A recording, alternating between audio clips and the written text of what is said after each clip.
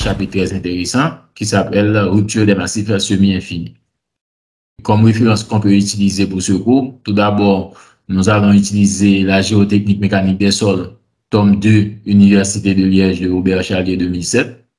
Le cours pratique de mécanique des sols, calcul des ouvrages, tome 2, Coster et Singlera 1983. Un syllabus géotechnique 2, 4e année génie climatique INSA, département de génie civil de 2015. Et 2 articles très intéressants. Ce cours se base beaucoup plus sur ces 2 articles.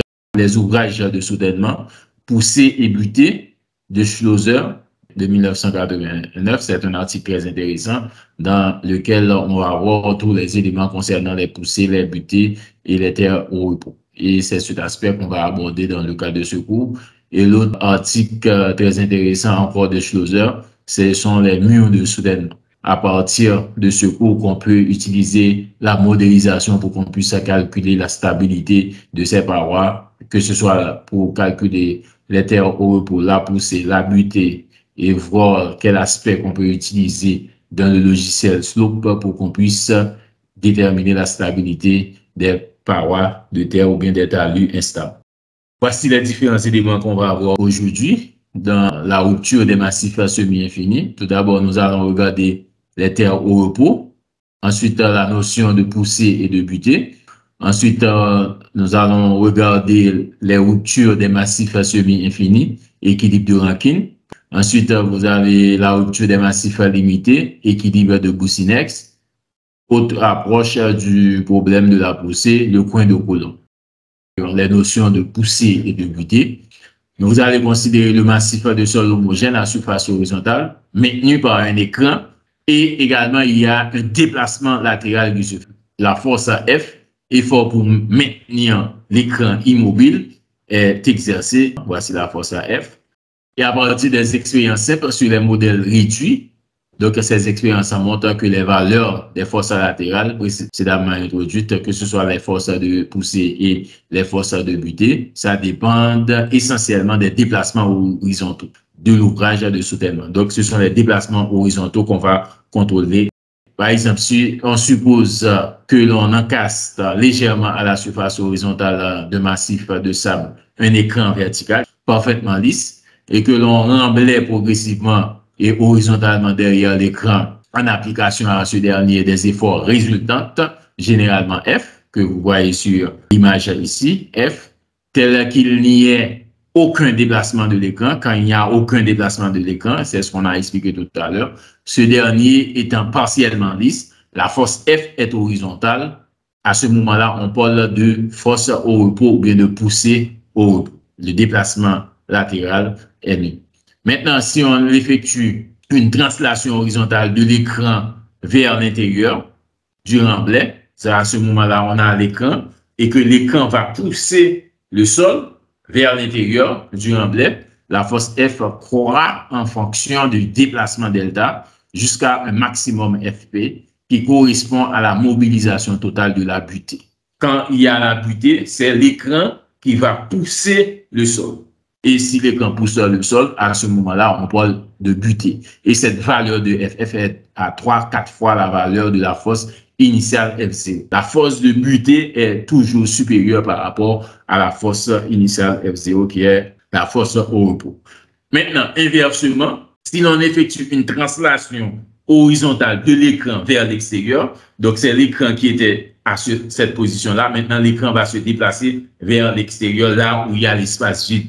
OK? À ce moment-là, la force F diminue jusqu'à une valeur minimale de FA qui correspond à l'état complet de poussée. Donc, quand il y a la poussée, c'est le sol qui va pousser l'écran vers l'extérieur et à ce moment-là, on parle de force active ou bien la poussée. Cette force active est de l'ordre de la moitié de celle de la force au repos. Nous venons de voir 3 cas et ces 3 cas sont importants. La force au repos, okay, qu'on appelle L0, la force de butée lorsque c'est l'écran qui pousse le sol et lorsque c'est le sol qui pousse l'écran vers l'extérieur, il va y avoir un déplacement horizontal de l'écran vers l'extérieur et cette force-là s'appelle une force active parce que c'est le sol qui pousse l'écran. Donc, pour pouvoir déterminer cette force active, On vient de voir F, c'est l'effort pour maintenir l'écran immobile.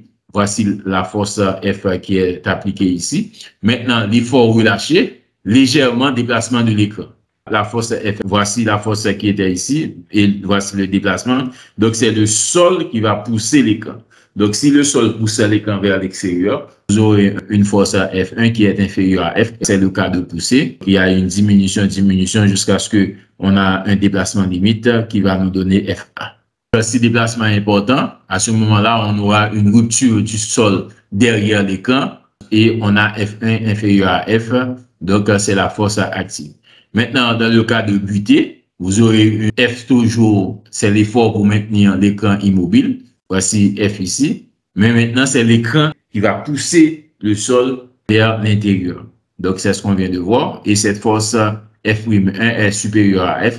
Quand on a la butée, vous avez un déplacement jusqu'à ce qu'on arrive à une force limite, FP, qui est la butée. Donc, on aura la rupture du sol derrière l'écran et on aura l'aspect buté. C'est ce déplacement de l'écran vers l'intérieur du sol. C'est ce qu'on appelle la force passive, c'est la butée, et la force active, c'est la poussée. Dans les notions de poussée et de butée, pour la notion de poussée, vous avez delta H en termes de déplacement, c'est H sur 1000. Pour une hauteur de 10 mètres, vous avez un déplacement à peu près de 1 cm. Alors que pour la butée, pour une hauteur de 10 mètres, vous avez un déplacement qui est égal à 10 cm. Donc, c'est H sur 100. La butée est beaucoup plus grande par rapport à la poussée et c'est ce qui est expliqué à travers ce schéma en termes de déplacement à l'horizontale. Équilibre limitant en contrainte, vous avez la poussée. Lors de l'expansion latérale, sigma prime V reste constant et sigma prime H diminue. Vous avez sigma prime V qui est ici. Pour la poussée, sigma prime H diminue jusqu'à arriver à un cercle qui est tangent par rapport à la droite ou bien à la courbe intrinsèque qu'on a ici. Donc, vous avez les deux contraintes principales, et sigma prime V et sigma prime H. Lorsque le cercle de mort devient tangent aux courbes intrinsèques, on a la rupture du sol. Okay? On va utiliser ces deux contraintes pour qu'on puisse calculer les valeurs. Pour l'aspect passif, pour la butée, c'est le mur qui va pousser le sol. La contrainte verticale reste constante. Maintenant, on va augmenter sigma prime H, augmente, jusqu'à ce qu'on arrive à un cercle qui est tangent aux courbes intrinsèques. C'est sigma prime H qui est la contrainte principale majeure, alors que sigma prime V, c'est la contrainte principale mineure.